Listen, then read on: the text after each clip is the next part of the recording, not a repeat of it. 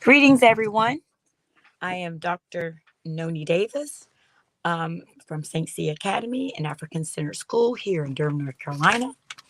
I am the current owner of the school, which I inherited from my mom and dad, my parents, William and Sylvia Davis, who started the school in 1996, and we are celebrating 28 years of operation. Um, I have had several conversations now. I think this is like my fifth or sixth conversation. And what we've been talking about the last couple of sessions is African knowledge of astronomy. I teach students ages pre K through 12th grade, but my science program that I've created is mostly for the uh, third grade up. And so I have made sure that I've introduced these topics to them. But every year we also conduct we'll have this big African diaspora day here at St. Cia in October. And we celebrate October, the very last Friday in October, in honor of our ancestors, which that season is also a time where people all around the world are celebrating their it's the Day of the Dead or some kind of ancestral acknowledgement as part of as part of the harvest season or whatever. So Saint Cia continues or has joined that tradition by celebrating our ancestors. But the way we do this is that we have different presentations of African contributions all over. All over the world, right? Because it's diaspora. So we will have a set of kids who are selected from each age group, from the pre-K all the way through high school, who will focus on one particular topic. And so this past year we did astronomy, which is what I've been sharing with you, and I will complete with you with some of the objects that I will show you and the discussion we will have. But we also did a unit on housing and how the benefits of clay and mud structures, the ecological advantage of them, and also the how the architectural design did not require air conditioning or heating, and some of these these structures, this particular innovation that is particularly African, are now being reconsidered for contemporary building structures or building materials. Um, we also looked at the evolution of basket weaving from the continent in here and compared to different styles from different countries, different areas, including the South Carolina basket weaving, gullah baskets. We also explored tie dyeing, how students used, and we looked at indigo, which is an indigenous practice in Africa. We looked at cola nuts and what was the process of taking cotton, making it in material, and then also dyeing it with those particular and natural products. And I'm trying to think, what else did we do? I know, we looked at different fabrics and the Ankara print versus mud cloth versus um, batiking, all of that. So I have the children explore the different things that our ancestors were engaged in, and so that they can see the evolution of that technology today. What are we doing today with that same thing? And so I'm just going to drop this one. If you wear indigo, well, you know that we're wearing indigo if you wear blue jeans. Blue jeans is literally an African concept. You have cotton and you have indigo.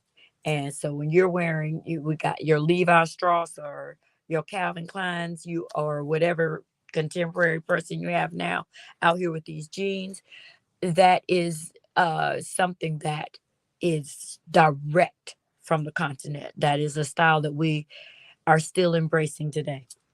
Okay, so with that said, I will go ahead and I want to go ahead and complete this session on astronomy. We began with knowledge of acknowledging the 75,000-year-old Adams calendar from South Africa.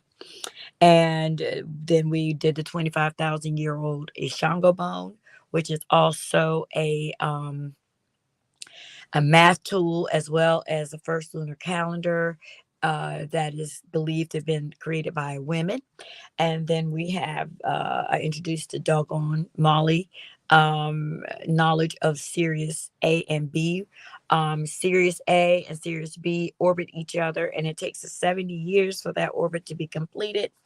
And this knowledge was available to the Dogon people of Mali for centuries before Europeans even were aware of this particular binary star system.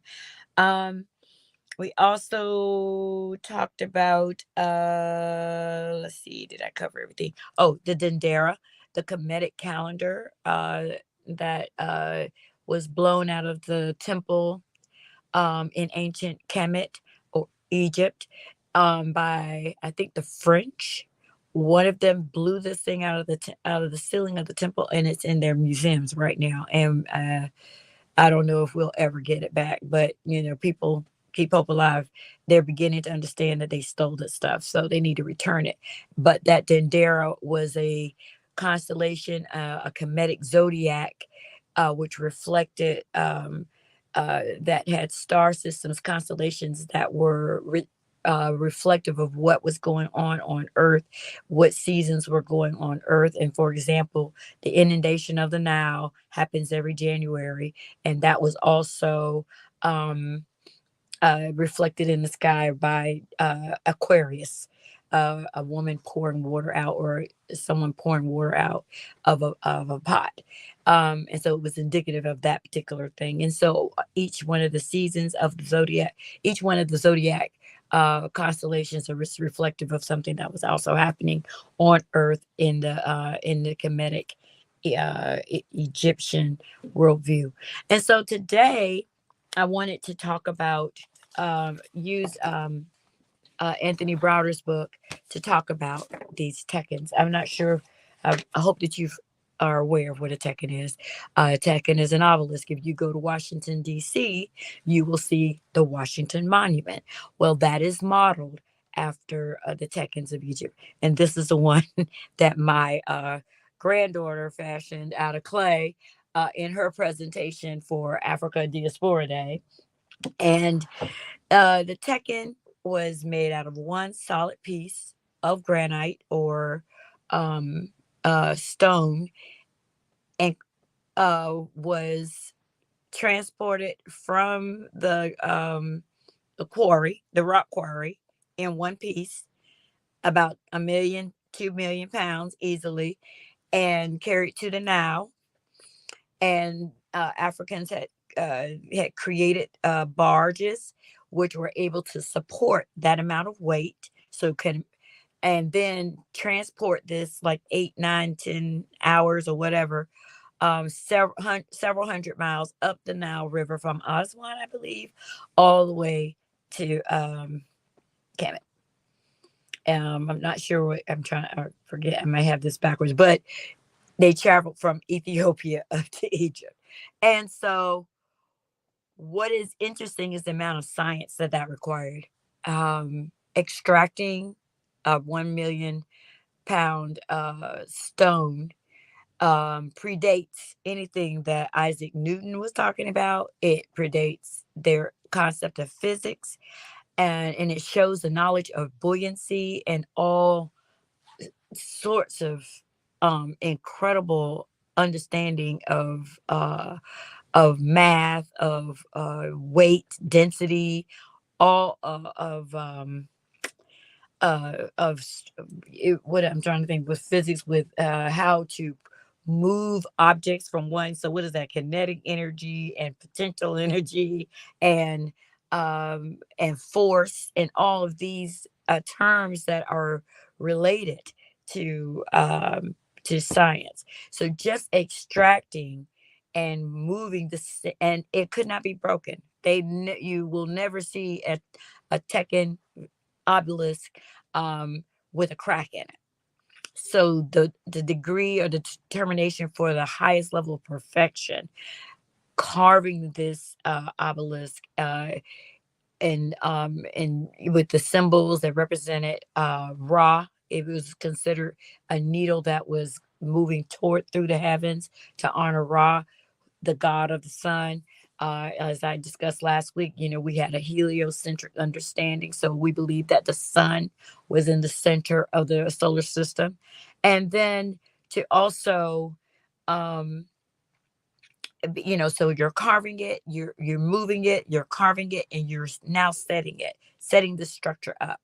And just the massive amount of strength, energy, knowledge, understanding to be able to lift this rock, set it, and it's still standing. So many of them are still standing from what, the 2000 BC, 2600 BC. Some of these are still remain. And Europeans, the ones that are not in Egypt, most of them or several of them were taken to Rome and taken all over Europe, Paris, um, to stand in their empires, the stuff we made. So it's interesting. But anyway, I wanted to just also establish that these were considered to be sundials. And so Anthony Browder's book, which is an old book for me. This one is Nile Valley Civilization, Contributions to Civilization. And of course, there it is, the Tekken right there. And we call them also an obelisk. Oh, and let me make note, the Washington, D.C. Monument is in pieces, like Lego blocks, not like the original piece that you would see in ancient Egypt. Um, but here you have a picture of the obelisk. And then here we have a clepsydra, which I'm going to talk to you about that later. But the Tekken was also used as a sundial, and it was used to moderate time. And if you stand this one in, that we stood it up outside to see if it would work. And as the sun hits it, you can see the different times of the day. So it really is an effective sundial. Now if you go to the Moorhead Planetarium over in Chapel Hill, um they have a map of a world map, and they show time, and they don't even have one time zone listed on the continent of Africa. So this lack of acknowledgement of our contributions to this particular science is unbelievably negligent. I'm going to just put it like that. The very people who are the creators of a system of understanding time, constructing the framework for what time is, the moon, the orbit of the moon around the Earth, the orbit of the Earth around the sun, are not given any credit. And then also the regulation of time itself, with a sundial, are given no credit for their contributions, which is why I have this session, and this is why I teach my students this African centered science, so they will know that the value of their own ancestral knowledge, and how this is nothing new for us. This is what we did, but for colonization, and but for the Ma'afa, we don't even know what we would have been able to accomplish without these interruptions, these gross interruptions into our space. Um, so after I found out about this Tekken, Anthony Browder's daughter also wrote a book, My First Trip to Africa, which I think I shared with you all, which shows the inventions of Africa, and one of them was a clepsydra. My grandbaby, my 5-year-old grandson, made his own rendition with his comedic symbols. I think that's his name, Tunde, on the side. And he shows how it works. It has a hole here. If you look on the inside, he has punctured holes, which determine how much time has passed. And I thought he did a really good job for five. He and his mama helped him do that. But the clepsydra was filled with water, and it is the hours of the day or night were determined by measuring the amount of water that was still remaining inside the clepsydra throughout the day or throughout the night. Um, so this was like the first clock.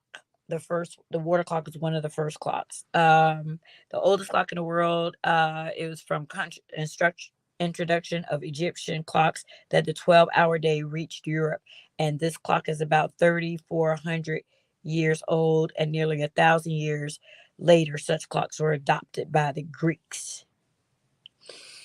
That is a shadow clock, which would also be like a sundial. So our ancestors crafted ways to determine the time of the day, to determine the days of I mean number of days in a month, to determine the number of days in a year through their own creations. And so last week I also introduced Benjamin Banneker.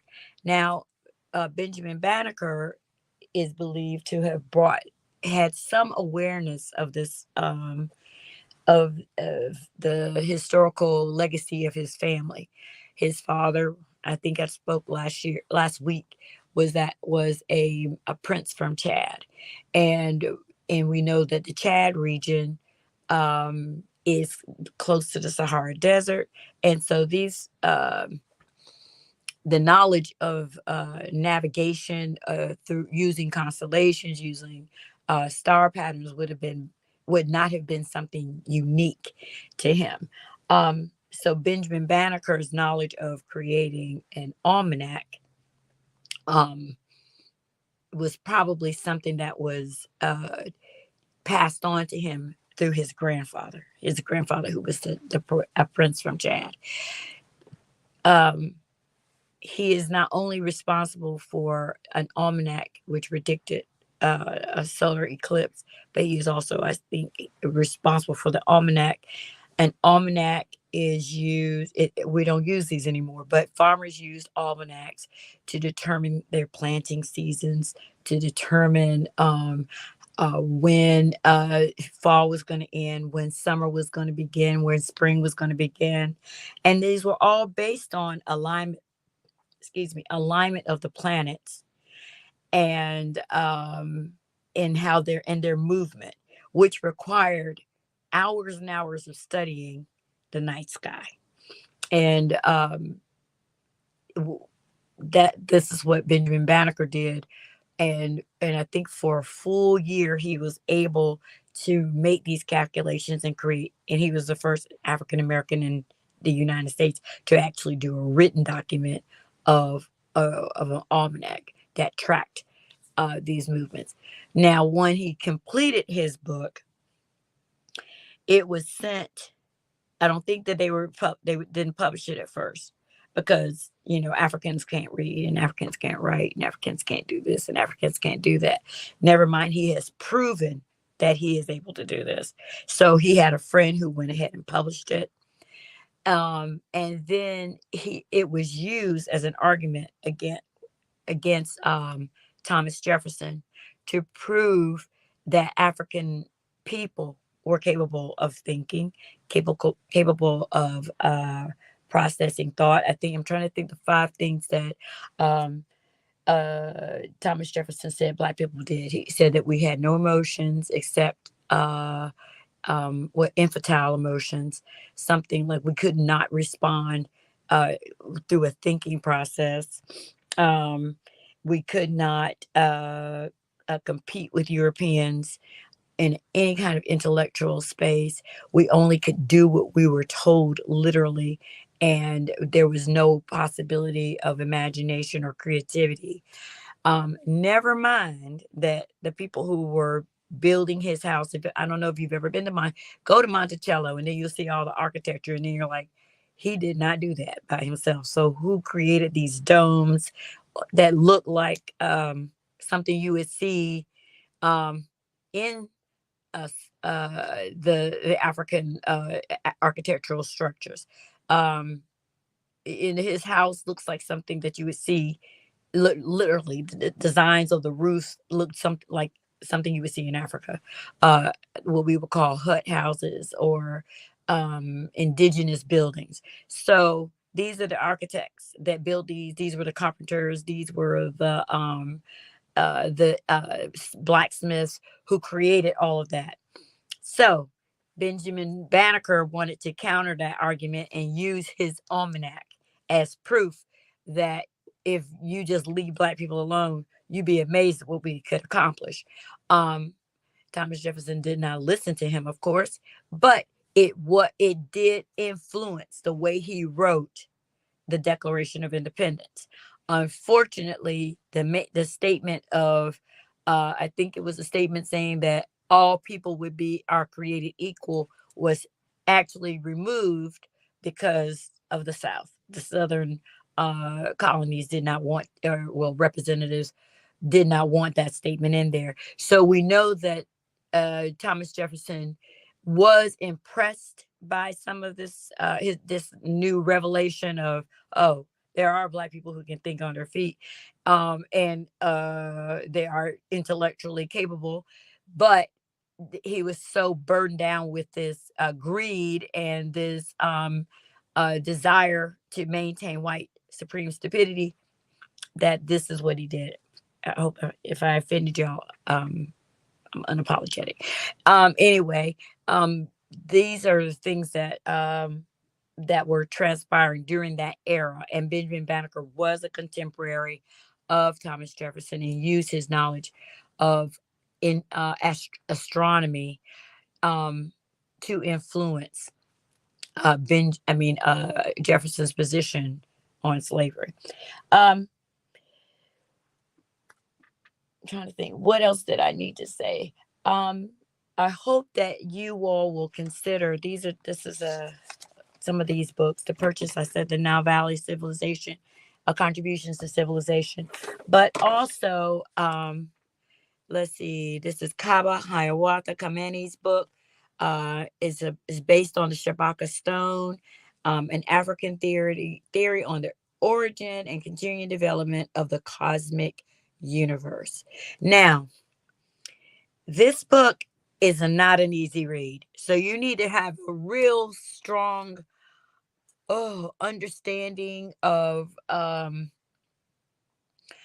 physics, of universe of the universe, let's see, a real strong root grounding in scientific knowledge. This is a really heavy book. I was able to move through it very slowly because I did understand, for example, when he introduced the idea that uh, the human body is made out of what elements? Hydrogen, carbon, oxygen, I think phosphorus, nitrogen, all of the elements that are in the human body. I missed one. All of the elements that make us living organisms are also in space. And so the book shows you the goes through each step of how Africans created this balance between male and female. How throughout creation there was no um, uh, hierarchy necessarily of God energy, but there was this partnership and this yin and yang kind of relationship between male and female, and these each of the deities or the gods, or like even the Rishas and the Yoruba, are representing some aspect of the creator.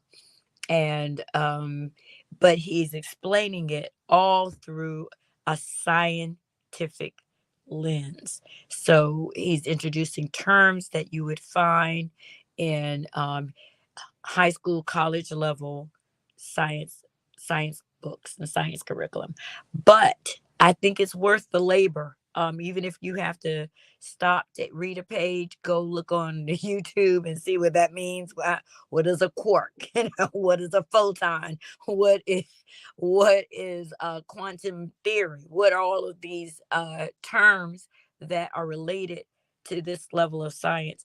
It's worth it because we need to have a grasp of understanding the intellectual framework that our ancestors were working in. It was so advanced that their mathematical concepts and their reasoning, and to have this understanding that is was so for Europeans, they were really at an elementary, maybe even primary level of understanding science compared to our ancestors.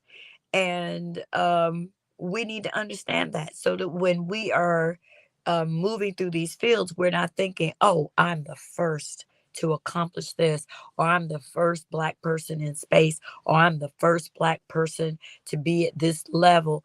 No, you're actually just we're going back to our original space as African people. We're supposed to be operating the space. Being a PhD, or being a medical doctor, or a master engineer, these things, our ancestors were doing this stuff at a level that I still don't think we've achieved. Where are the pyramids outside of Egypt? Why did Europeans, even the what is it, the Eiffel Tower, the Tour Eiffel, is is a structure that had to be pieced together. Our ancestors pull this stuff up in one piece, one solid piece of granite. And so, um, the Vatican has an obelisk from Egypt in it.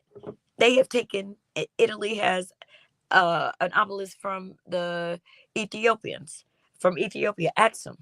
And so they've taken all of our stuff, um, all of our inventions, and then try to tell us that it wasn't by Black people. I'm like, well, who did it? If it wasn't us, you are in Africa stealing stuff from Africans and then trying to take credit for it. So the whole point of my unit is basically for us to really delve deeply into our curriculum and our understanding of our own contributions to, no, the foundation, to our not contributions, to the foundation of what science is, and astronomy. And I just hope that people can get these books and begin to read and explore and understand how great the greatness of our people. And that's all I have for you today. And I really hope that you all are enjoying these sessions and that they're benefiting you in some way. And so I'll thank you. Oh, let me see while I have some time here. Let's see, we've got about a minute left. Um, these materials can be made out of clay, and they don't take a lot of time. But I love for when we do science experiments or science projects with the children, to do as many hands-on projects with them, so that they can have, it gives them an opportunity um, to retain that information. Project-based science is the best thing ever, if you can do it. Also, so it's not just coloring, and I think we all know that, but when you can try to mimic the things that our ancestors did. So get some indigo and make the indigo and dye the cloth. Get some cola nuts, grind the cola nuts, find out about the process, and dye those things, because there's chemistry in that. You'll learn about molecules. You'll learn about the transfer, the chemical reactions, all kinds of stuff. But anyway, thank you. You all be blessed. Peace and love to you. Ashe. You know how people love to enjoy food and don't understand how to flavor their food or how to replicate a meal? They're interested in supplements but don't know where to begin? Well, what I do is I take the guesswork out of enjoying flavor and wellness with my flavorful spice blends so that they can create delicious meals with healing benefits. Can-Do Spice was created to help cooks at any level enjoy healing through food. Every spice blend was designed to give added health benefits of natural herbs. Every blend is complete. There's no need to add any additional spice for a delicious meal. Saving you time and money while adding supplements to your meals can be both tasty and fun. My earliest memories in the kitchen began with my father, Kenny Can-Do Bond, so it was fitting that I would name this line after him. I have always looked to natural remedies to supplement the body, and I found myself hiding herbs and minerals in foods for my family. That's when it hit me. Everyone needs Can-Do Spice. Everyone should be having this. It's an exclusive brand for cooks at any level who want to create flavorful dishes with healing benefits that can satisfy the body and soul. Add a little spice to your life. Give Can-Do Spice a try.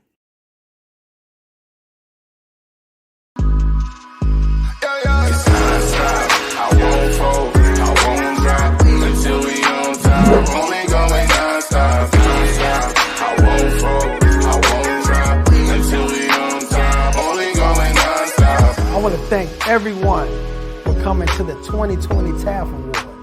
This was a show like no other, people. This is the Grammys for dignitaries, educators, and support staff around the state of Oklahoma and worldwide. We cannot do this without the support of the people. So we thank you, I thank you, for being such a dedicated supporter to this movement for the Teachers Appreciation Foundation. I thank you.